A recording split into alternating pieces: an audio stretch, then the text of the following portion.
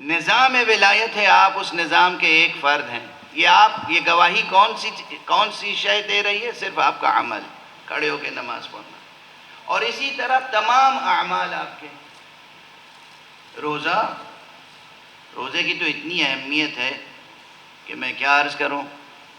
ایک ہی حدیث، رئیس الاعمال و سید الاعمال تو نماز ہے، مشہور ہے، معروف ہے یہ بات کہ اللہ سبحانہ و تعالیٰ کے یہاں سب سے پہلے جو سوال ہوگا وہ نماز کے بارے میں ہوگا.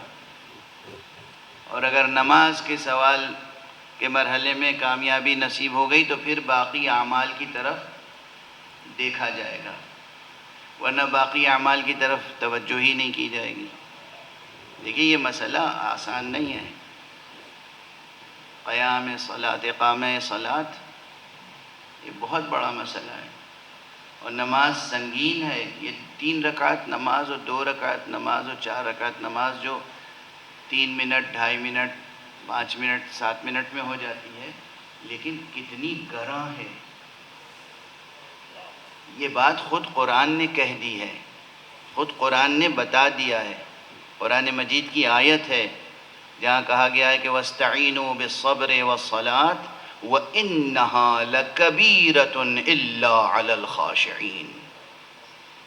تم استعانت کرو، مدد کرو اپنی صبر کے ذریعے سے اور صلاۃ کے ذریعے سے. اور دیکھو یہ صلاۃ جو ہے یہ بہت گراں ہے، مگر ان پر جو اہل خشوع و خشیت الہیہ ہیں. یہ خود قرآن نے کہہ دیا. آسان نہیں ہے، اسے ہلکا نہ سمجھیں، استخفاف نہ کریں، نہ نظریاتی طور پہ نہ عملی طور پر. نہ نظریاتی طور پہ سمجھیں کہ نماز کیا ہے، 2 رکعت نماز پڑھنی ہے، کون سی بڑی مشکل ہے. یہ بھی استخفاف ہے. اور نماز کو عملاً چھوڑ دینا یہ تو بہت بڑا استخفاف ہے اور گناہ ہے. اور اگر کوئی شخص استخفاف سے آگے بڑھ کر نعوذ باللہ یہ سمجھتا ہو کہ بھئی یہ مولویوں کی بنائی ہوئی شریعت ہے، اصل نماز ضروری ہی نہیں ہے، اس کے بھی 2 فلسفے پیدا ہو گئے. کچھ لوگ کہتے ہیں ہم اہل ولایت ہیں، ولایت کا کلمہ پڑھتے ہیں بس سب چیزیں ساقط. اور ایک وہ ہیں حضرات جو کہتے ہیں کہ اللہ بے نیاز ہے، اسے کسی چیز کی حاجت کیا ہے، اسے نہ ہمارے سجدوں کی حاجت ہے، نہ قیام کی حاجت ہے، نہ رکوع کی حاجت ہے.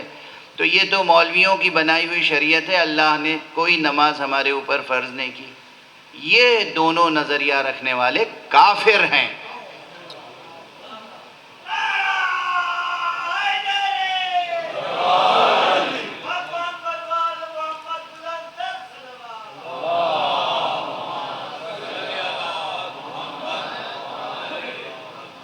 ضروریات دین کا انکار کفر ہے.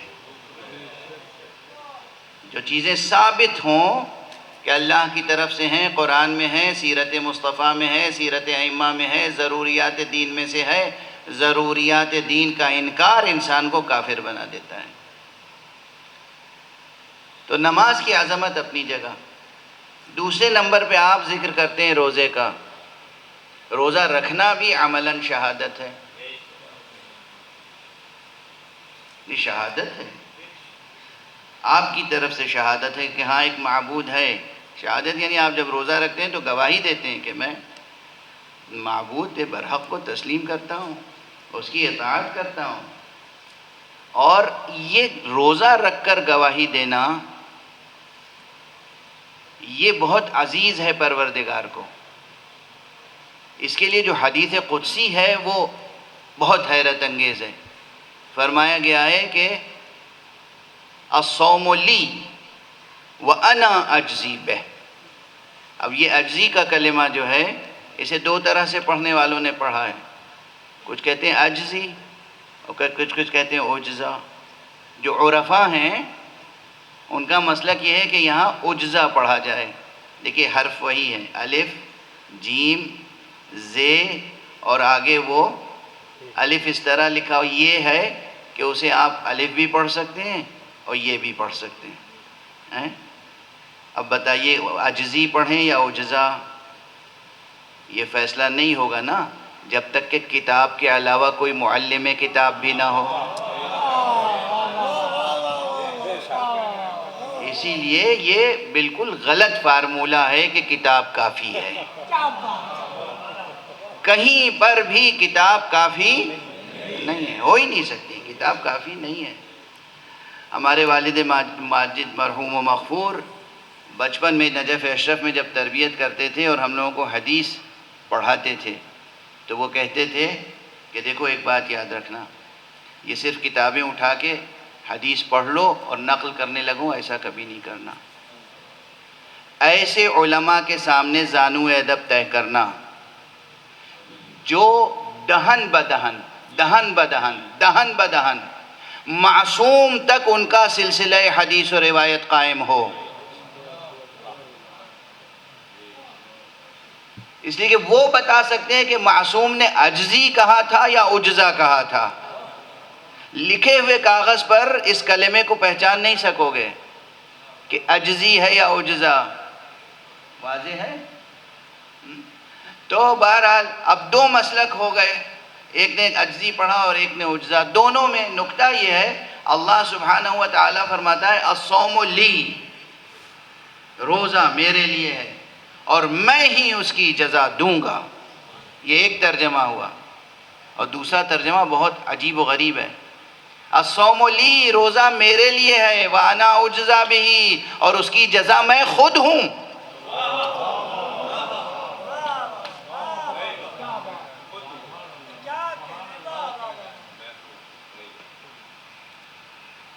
بہت سنگین مسئلہ ہے، بہت سنگین مرحلہ ہے. آپ نے واہ واہ سبحان اللہ کہہ دیا اور مجھے حیرت ہے کہ کیا بات سمجھ میں آئی. سمجھ میں کیا آیا؟ مولانا آپ کو بھی تجربہ ہوگا کہ جب بے سمجھے ہوئے مجمع داد دیتا ہے تو کیا لطف آتا ہے ممبر پر.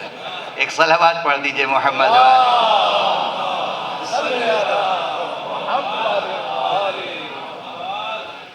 بات جو ہے وہ مختصر کرتے ہوئے آگے بڑھ رہا ہوں کہ وقت تیزی سے گزر رہا ہے، لیکن صلاۃ خود ایک گواہی ہے، صوم ایک گواہی ہے. یہ ہماری طرف سے، اللہ کی طرف سے جو گواہیاں ہیں ان کا تذکرہ ابھی بس اشارتاً عرض کروں گا. ہر عمل ہمارا وجود حق پہ گواہی بن سکتا ہے اگر ہم اخلاص کے ساتھ وہ عمل انجام دیں. روزے کے بارے میں کیا ایسی مزیت ہے، یعنی کیا ایسی اہمیت ہے، کیا خصوصیت ہے روزے کی؟ جناب والا، روزے کی ایک بڑی خصوصیت یہ ہے کہ اس میں ریا کا پہلو بہت مشکل سے داخل ہو سکتا ہے. نماز پڑھنے میں تو کوئی نہ کوئی دیکھے گا کہ نماز پڑھ رہے ہیں. آپ کھڑے ہوں گے مسجد میں ہوں یا گھر میں بھی کوئی نہ کوئی دیکھنے والا ہے، باہر مسجد میں بھی کوئی نہ کوئی دیکھنے والا ہے. آپ نماز پڑھ رہے ہیں، نظر آ رہا ہے کہ نماز پڑھ رہے ہیں. بہت سے حضرات جب مسجد میں نماز پڑھتے ہیں تو بہت سکون سے، وقار سے اور بہت اچھی قرأت کے ساتھ، اور جہری نماز ہو تو اور بھی زیادہ اہتمام سے نماز پڑھتے ہیں. گھر میں نماز پڑھ رہے ہوں تو بہت تیزی سے نماز پڑھ لیتے ہیں. یہی فرق آ جاتا ہے کہ مزاج میں چھپا ہوا کہیں پر ریاکاری کا جذبہ ہے تو صحیح،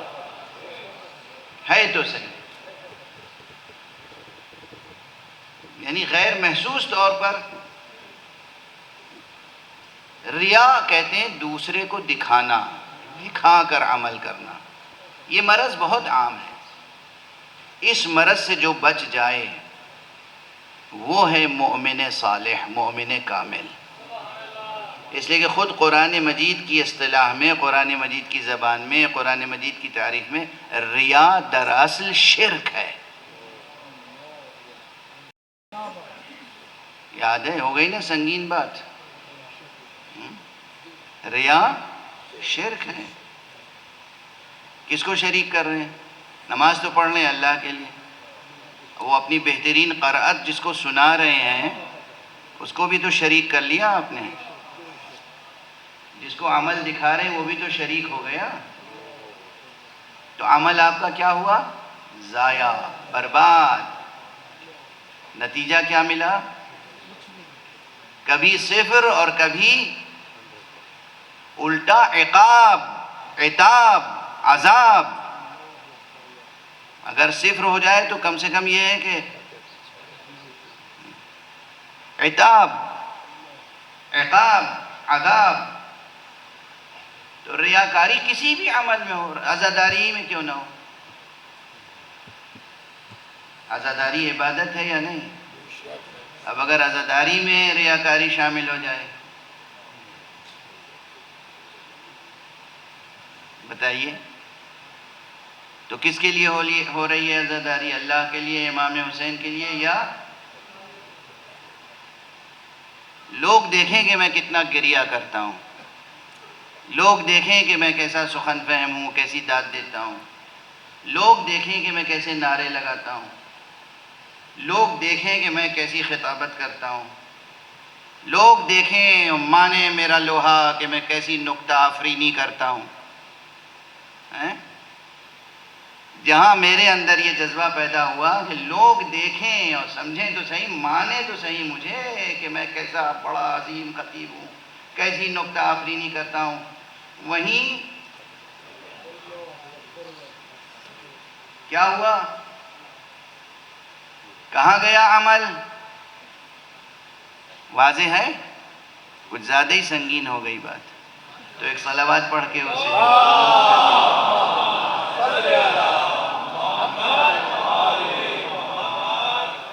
اکثر اعمال وہ ہیں جس میں بہت آسانی سے شرک پیدا ہو جاتا ہے، اور وہ ہے ریا والا شرک.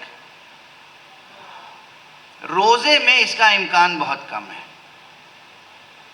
بہت کم ہے. جب تک کہ آپ کسی کو بتائیں نہیں کہ میرا روزہ ہے، اسے کیسے پتہ چلے گا کہ آپ کا روزہ ہے؟ ہم نے ایسے لوگوں کو دیکھا ہے کہ جو سال میں صرف 2 دن چھوڑتے ہیں، عیدین جن دنوں میں روزہ حرام ہے، باقی وہ اکثر روزہ رکھتے ہیں اور کسی کو پتہ بھی نہیں چلتا کہ یہ روزہ رکھتے ہیں. وہ سلیقہ ہے ان کی زندگی کا. گھر میں مہمان آئے چلا جائے، ان کی زبان پہ یہ نہیں آتا کہ میرا روزہ ہے آج. وہ کہیں جائیں آئیں اس سلیقے سے، معلوم ہی نہیں ہوتا کہ یہ روزہ رکھتے ہیں اور وہ روزہ رکھ لیتے ہیں. اور بعض حضرات جب روزہ رکھتے ہیں تو پھر سب سے پہلے تو یہ کیفیت ہوتی ہے کہ گھر والوں کے اوپر ایک قیامت برپا ہوتی ہے. بیوی کو ڈانٹنا، بچوں کو ڈانٹنا پھٹکارنا، نوکروں پہ غصہ کرنا، ایک قیامت برپا ہے. کیا ہوا بھائی؟ روزہ ہے. ایک صلوات پڑھ دیجئے محمد.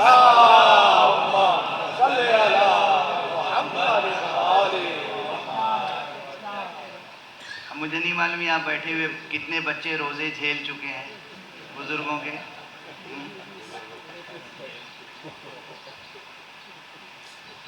یہ جو کیفیت ہے روزے کی کہ انسان صرف جانتا ہے کہ میں نے روزہ رکھا ہے اور اس کا خدا جانتا ہے روزہ رکھا ہے، کوئی نہیں جانتا.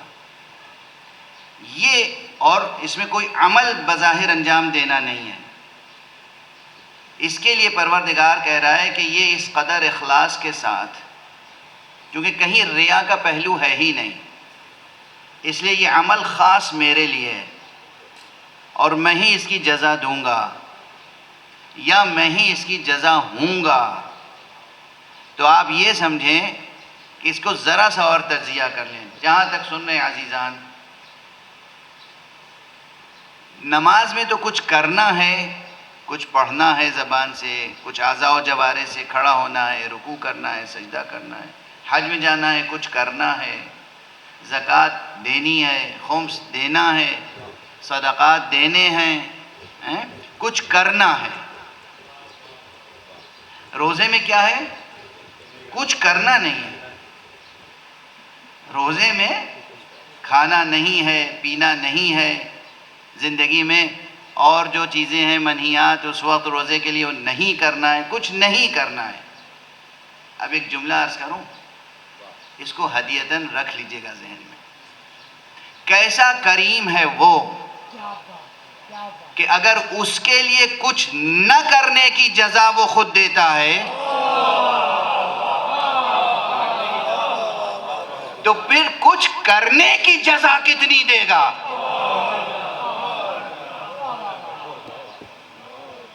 توجہ ہے؟ اس کا لطف، اس کا کرم، اس کی مہربانی، اس کی فیاضی، اس کی سخاوت. اس کی داد و دہش کا عالم سمجھ میں آیا؟ اگر کوئی کام اس کے لیے نہیں کیا تو کیا جزا ہے؟ جوانوں ایک بات سن لو، اسے یاد رکھنا آج کی تقریر۔ اللہ کے لیے بہت سی باتیں، جوانان عزیز بطور خاص، بہت سے کام کر کے گواہی دے دی جاتی ہے کہ ہم اللہ والے ہیں، اور ایک روزہ تنہا نہیں ہے، بہت سے کام نہ کر کے گواہی دی جاتی ہے کہ ہم اللہ والے ہیں۔ ایک تو یہ عبادت آپ کے سامنے ہے، روزہ کچھ نہیں کرنا ہے، دل میں نیت ہے کہ میں روزہ رکھنا ہوں شریعت اسلام کے مطابق فجر سے لے کر مغرب تک قربتاً الی اللہ، یہ دل میں نیت ہے، زبان سے کہنے کی ضرورت بھی نہیں ہے، یعنی جملہ بھی کہنے کی ضرورت نہیں ہے، یعنی زبان کو بھی حرکت دینے کی ضرورت نہیں ہے، یہ لبوں کو جنبش دینے کی ضرورت نہیں ہے، تو کچھ بھی نہیں کرنا ہے، عہد ہے، عزم ہے، قصد ہے، عمل قلبی ہے کہ خدا کے لیے ہمیں روزہ رکھنا ہے۔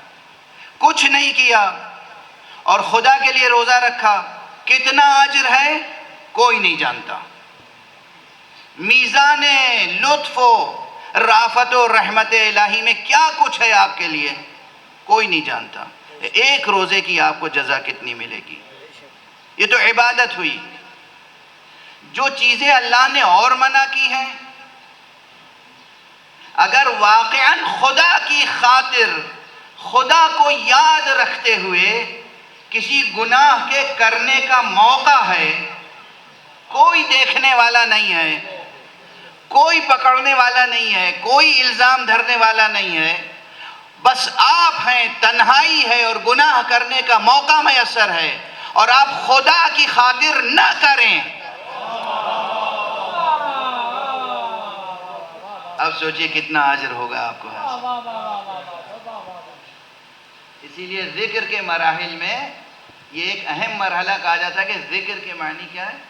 یاد الہی، اور وہ جو ذکر خفی ہے، وہ ذکر خفی اور ذکر اخفا، وہاں مرحلہ یہ آتا ہے کہ ایسی یاد الہی قائم ہو دل میں کہ جو چیزیں محرمات ہیں، جن چیزوں کے لیے اللہ نے منع کر دیا ہے،